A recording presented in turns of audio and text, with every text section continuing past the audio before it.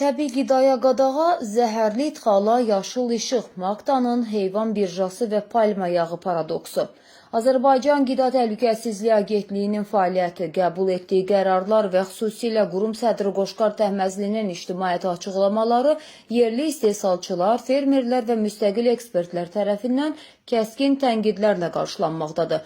Agentliyin son illərdə həyata keçirdiyi siyasət qida təhlükəsizliyini təmin etməkdən daha çox yerli kənd təsərrüfatı və heyvandarlıq sektorunun sıxışdırılmasına, eləcə də idxal olunan şübhəli qida komponentlərinə yol açılmasına xidmət edir. Akta sədri Qoşqar Təhməzlinin rayonlardakı 28-dən çox strateji heyvan bazarını standartlara cavab vermir bəhanəsi ilə qapatması və heyvan satışını fiziki formadan elektron birja prinsipinə keçirmək planı kənd təsərrüfatına vurulan ən böyük zərbədir. Əslində Bakıda sərin kabinetdə, yumşaq kresloda oturub rəqəmsal dünyadan fikir bildirmək çox rahatdır. Qoşqar Təhməzlinin nə vecinə? Onun hər şeyi var. Kabinetində oturub rahatca qazandığını qazanır. Elə bilir ki, kənddəki hamı da onun günündədir. O hardan bilsin ki, kəndli o mal-qaranı necə zülmlə, hansı əziyyətlə böyüdür.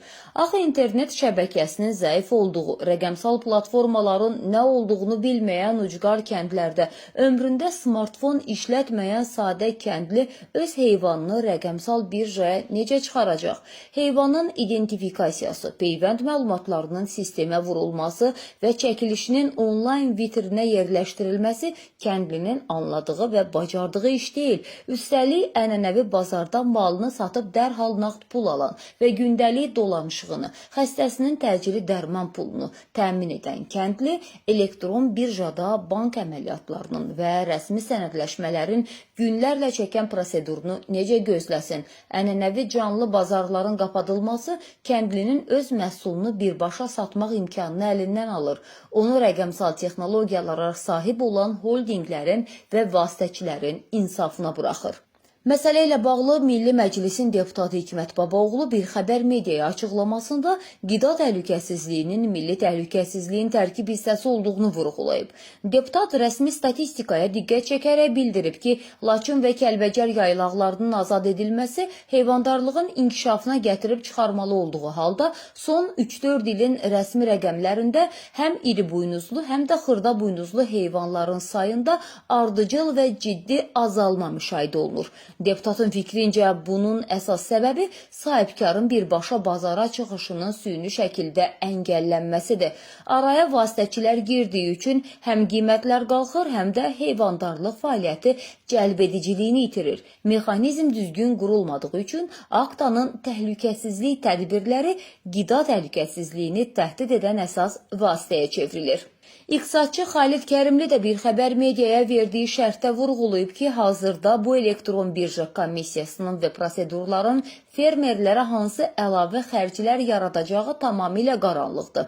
Ekspert qeyd edir ki, əgər bu rəqəmsal keçid fermerin üzərinə yeni rüsumlar və xərclər qoyacaqsa, bu birbaşa ətin qiymətində yeni artmalara yol açacaq.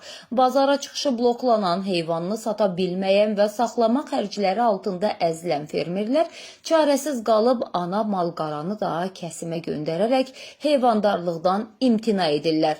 Yerli kəndlinin min bir əziyyətlə istehsal etdiyi təbiətə və südə ağır şərtlər qoyan Akta rəhbərliyi xaricdən gətirilən şübhəli qida komponentlərinə gəldikdə tamam fərqli mövqe nümayiş etdirir. Palma yağı ilə bağlı ictimaiyyətdə həddindən artıq çirkli bir məlumat var. İnsanlarda belə bir təəssürat var ki, palma yağı digər yağlara nisbətən çox təhlükəli bir yağdır. Əslində bu belə deyil.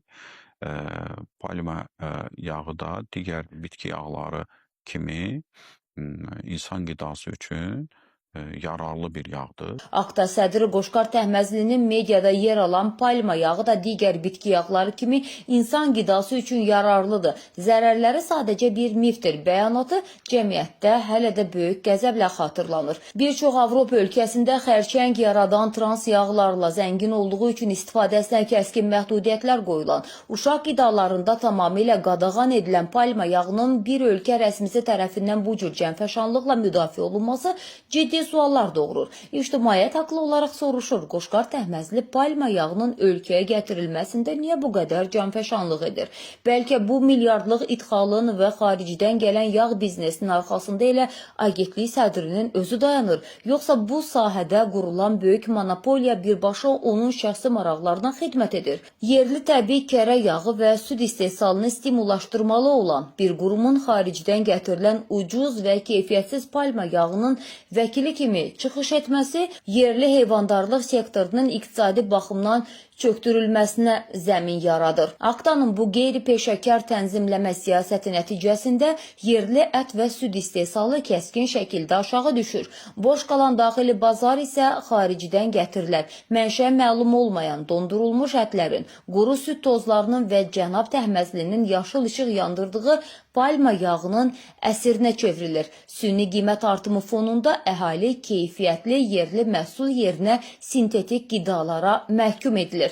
Bir tərəfdən ölkəyə tonlarla idxal edilən ucuz palma yağlarını sığortalayan, digər tərəfdən isə yerli kəndlinin nəfəsliyini kəsən heyvan bazarlarını qapadan Akta rəhbərliyi tərəfindən həyata keçirilən bu siyasət ciddi şəkildə təftiş olunmalıdır. Cəmiyyət və yerli sahibkarlar Qoşqar Təhməzlidən utopik inzibati cəza mexanizmləri yox, yerli maldarlığın ayaqda qalması üçün real və praktik dəstək proqramlarını tələb edir. Çünki heç bir inhisarçı qüvvənin milyonluq idxal maraqlarını, millətin sağlamlığından və Azərbaycan kəndlisinin halal çörəyindən üstün ola bilməz.